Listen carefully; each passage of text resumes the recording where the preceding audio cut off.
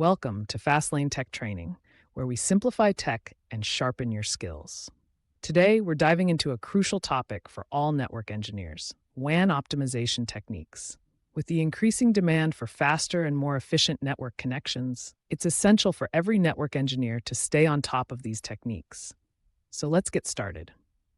First, let's talk about what WAN optimization is. In simple terms, it's the process of improving the performance of wide area networks, WANs, by reducing the amount of data that needs to be transmitted.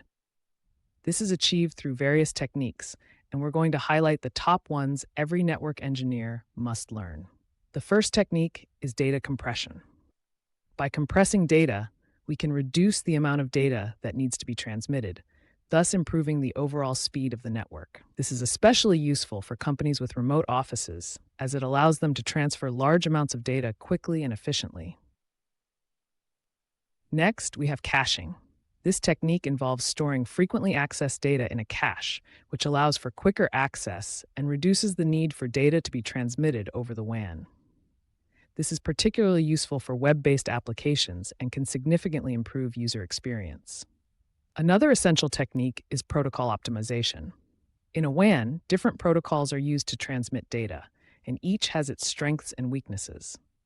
By optimizing these protocols, we can improve their performance and ensure that data is transmitted as efficiently as possible. Next up, we have bandwidth management.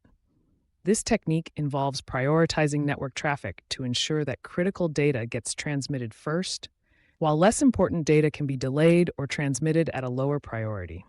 This helps to prevent network congestion and improves overall network performance. Last but not least, we have deduplication.